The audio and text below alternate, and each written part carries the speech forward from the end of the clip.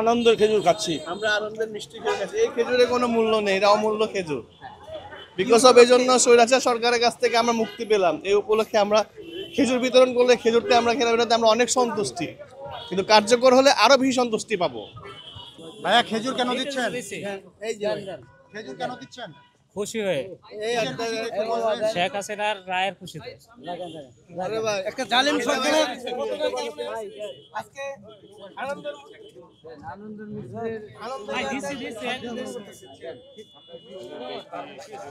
ভাই সবাই একটু বলবেন ভাইয়া যে আসলে খেজুরটা কেন দিচ্ছে, একটু দিতে বলুন। আমরা রায়ে সন্তুষ্ট হয়ে সেজন্য আমরা একটু জোরে বলবেন। শেখ হাসিনার রায়ের সন্তুষ্ট হয়ে আমরা খেজুর বিতরণ করতেছি। দেশের মানুষ সে আশাটাই করছিল যেটা সঠিক বিচার হবে। ভাই তো কার্যকর হয়নি, এখন এত খুশি হচ্ছেন? অবশ্যই কার্যকর হবে, ইনশাআল্লাহ। দেশের জনগণ চায় কার্যকর, এমনকি সবাই চায় কার্যকরী হোক, আমরাও চাই ইনশাআল্লাহ। সঠিক বিচার আমরা প্রত্যাশা করছি, এই জন্য উনি খেজুর বিতরণ করতেছে। আপনারা সবাই আসুন, এমনকি খেয়ে দোয়া করুন যে আল্লাহ পাক যে সঠিক বিচারের ইয়া করে। আর কি বাকি আছে? আপনি কোথা থেকে এসেছেন? আসছি মোহাম্মদপুর থেকে। খেজুর কেন দিচ্ছেন? মিষ্টি তো দেয়, আমরা জানি।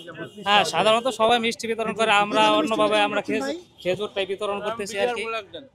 ভিতরে কথা বলবেন ভাই, আসলে